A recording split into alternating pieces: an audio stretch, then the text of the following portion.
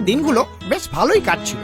ঝুলন্ত ফ্যানের একঘেয়ে ক্যাঁচ ক্যাঁচ ছাড়া ঘরের পরিবেশ বেশ শান্তই ছিল।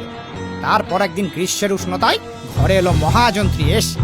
ব্যাস, সেই থেকেই ফ্যানের ক্যাঁচ ক্যাঁচ আরো বেড়ে গেল। ঘর ভরে গেল হিংসার হাওয়ায়। শুরু হলো ঠান্ডা লড়াই।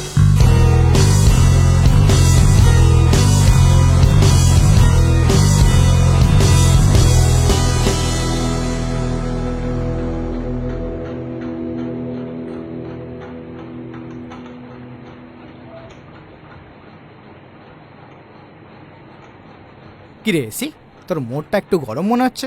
আউটডোরের সাথে ঝগড়া হয়েছে নাকি? কেন ঝগড়া হতে যাবে কেন? আমি তো কুল মোডেই আছি। না, একটু কম ঠান্ডা করছিস তাই বলছি।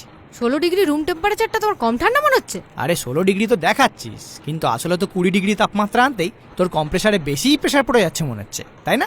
হ্যাঁ, কি করব বলো, তোমার মতো শুধু পরিব্রাজকের মতো ঘুরে ঘুরে তো আর গরম হাওয়া দিতে পারি না। আমাকে একটু সময় নিয়ে হাওয়া ঠান্ডাও করতে হয়। মানে কি বলতে যাচ্ছিস তুই? আমি সব সময় গরম হাওয়া দিই? তাহলে যখন তোর ঠান্ডা ঠান্ডা অর্ডার শুনতে শুনতে তোর আউটডোরের কন্ডেন্সার পাইপ গরম হয়ে যায়, তখন কি তুই ঠান্ডা করি? প্রথমত, আমার আউটডোরকে আমি অর্ডার করব না মার্ডার করব সেটা সম্পূর্ণ আমাদের পিসিবির ব্যাপার। তাই আমাদের সম্পর্কের কপার পাইপে তোমার কোনো গ্যাস লিক না খুঁজলেও চলবে। আর দ্বিতীয়ত, আউটডোরকে ঠান্ডা করার জন্য আলাদা ফ্যান আছে, তো সেখানে তুমি কোত্থেকে ঝুলতে এলে সেটাই তো বুঝতে পারছি না। আরে ডাইরেক্ট আমি না ঠান্ডা করলেও তোর আউটডোরকে ঠান্ডা করার ফ্যানটা তো আমাদেরই ফ্যান তো ভাই। তো সেদিক থেকে দেখতে গেলে আমরাই তো ঠান্ডা করছি। যা বাবা, কথা হচ্ছে আমিতে তুমিতে, আর টেনে আনছে পুরো ফ্যানের গুষ্টিকে। ঝুলতে ঝুলতে মাথায় ঝুল পড়ে গেছে নাকি? এসি, মুখের ফোর ওয়ে সুইংটা বন্ধ কর। ভুলে যাস না আমি তোর কম্প্রেসার নই যে সব কথা গ্যাসের মতো কম্প্রেস করব। তো আমিও তোমার ক্যাপাসিটার নই যে তোমার অহেতুক বনবন সহ্য করব। তোমার লজিক শুনে বুঝতে পারছি যে তোমার মাথার কয়েল খারাপ আছে। মিস্ত্রি দেখাও। তুই মিস্ত্রি দেখা আগে। বছরে 3-4টা সার্ভিস তো তোরই লাগে। আমার মতো লো মেইনটেনেন্সে তো আর বছরের পর বছর চলতে পারবি না। আবার শীতে মাস্তিনেক বন্ধ ছিল। দেখ দেখ ফিল্টারে ধুলো জমে গেছে কিনা। শোনো, আমার ধুলোর চিন্তা না করে আগে নিজের ডানার ধুলোগুলো পরিষ্কার করো। ঘরের অর্ধেক ধুলো তো ওই ডানাতেই লেগে আছে। আরে যার মনের ভিতরে ধুলো জমে গেছে সে শুধু অন্যের ধুলোবালিটাই দেখে। আমার ধুলোবালি পরিষ্কারই আছে, ভুলে যেও না আমার অটো ক্লিন ফিচারটাকে। হ্যাঁ, ওইসব ফিচারের লেকচার দিয়ে তো গলা কাটা দাম করেছিস। তা তুমি সস্তার মালেতে আমি কি করব? সস্তা নয়, অ্যাফোর্ডেবল। ফিচার দিয়ে বিচার করলে ওটাই আমার সব থেকে বড় ফিচার, যার জন্য কুড়ে থেকে অট্টালিকা, আফ্রিকা টু আন্টার্কটিকা সবার ঘরে সমস্ত ওয়েদারই আমি কমন। তা তোমার মতো আমি তো আর যেখানে সেখানে যাতা ঘরে ঝুলে যেতে পারবো না। আমার একটা স্ট্যান্ডার্ড আছে যা তোমাদের স্ট্যান্ড ফ্যানেরও নেই। এসি, মুখে ব্লোয়ার সামলে কথা বল। বুকে 5টা স্টার লাগিয়ে বেশি কুল থাকার চেষ্টা করিস না। কুল আমাকে সাজতে হয় না, আমি প্রথম থেকেই কুল। আর হাত পাখার হাত 5 স্টারটা কুল দেখাতে নয়, আমি যে কতটা পাওয়ার এফিশিয়েন্ট সেইটা বোঝায়। পাওয়ার এফিশিয়েন্ট? বাড়ির অর্ধেক ইলেকট্রিসিটি খেয়ে তুই যদি পাওয়ার এফিশিয়েন্ট হোস, তাহলে আমরা তো 0 ওয়াটের বাল্ব। ঠিকই বলেছে, 0 ওয়াটের বাল্বের যেমন কোনো কাজ নেই, তেমনি 42 ডিগ্রি তাপেও তোমার কোনো কাজ নেই। কাজ আছে না নেই সেটা তুই এক্ষুনি অফ হলেই বোঝা যাবে। আর বলিস না তোকে কেউ সারা বছর সব সময় চালাবে, তাহলে মধ্যবিত্ত মালিককে ঋণের দায়ে আমাকে ধরেই ঝুলে পড়তে হবে। তাই পাওয়ার এফিসিয়েন্সির ফুটানিটা আমাকে দেখাস না। আমি না দেখালেও মালিক তো দেখায়। আমাকে পেয়ে মালিক নিজেকে ধন্য আর ধনবান দুই মনে করে, গর্ব করে বলে আমার বাড়িতে এসি আছে। কখনো তোমার সম্পর্কে মালিকের মুখে এরকম কিছু শুনেছ? না, শুনিনি। তবে উপর থেকে মালিকের শান্তিকে দেখি।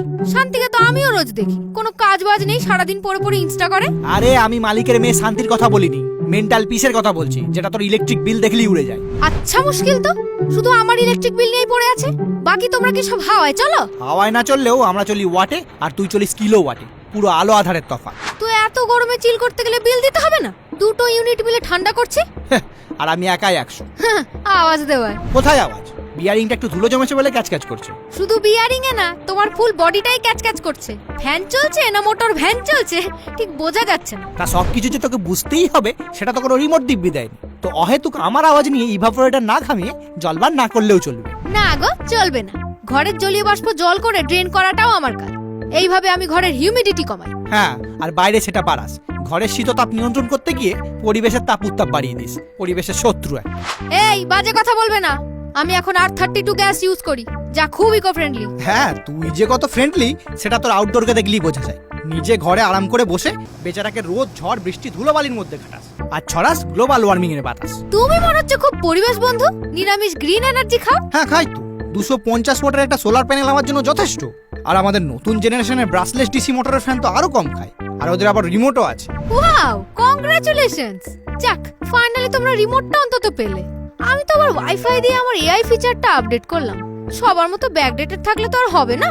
আরে আর কত আপডেট হবি? অটো কুল, অটো ক্লিন, অটো ড্রাই, এবার কি অটো ফিনাইল দিয়ে ঘরটা মুছে দিবি? না গো, এসি থেকে কাজের মাসি হতে পারবো না, তবে আপাতত মোছা ঘর শুকিয়ে দিতে পারি। মানে তোমার সবকটা কাজই আমি করে দিতে পারি। ও, সব পারিস না? তাহলে দরজা জানলা খুলে ঘর ঠান্ডা করে দেখা। যা বাবু, দরজা জানলা খুললে তো সব ঠান্ডা হাওয়া বেরিয়ে যাবে। জানি তো, এতেই তো সব হাওয়া বেরিয়ে যাবে। আরে কি আজে বাজে বলছো? এবার সত্যিই মনে হচ্ছে তোমার কয়েল গরম হয়ে গেছে। একটু ঘোরা বন্ধ করো তো, আর দরকার পড়লে বলো, আমার ড্রেন পাইপের জল দিচ্ছি, ঢেলে কয়েল ঠান্ডা করো। কি বললি? এত উপরে থেকেও তোর এত নিচে এসি কথা? তোর ড্রেন পাইপের জল আমার কয়েলে দিবি বলছিস? তুই জানিস আমি কে? আমি হাওয়া দেওয়া ঝাড়বাতি, আমি গ্রীষ্মের বর্ষাতি। তোর মতো নয় আমি তড়িৎ খেকো কোনো হাঙরের উপজাতি। আমি তড়িৎ খেকো হলে ঠান্ডা দেখো, সেম শীত পাবে 12 মাসি। যত না হাওয়া বেশি তড়িৎ যাওয়া,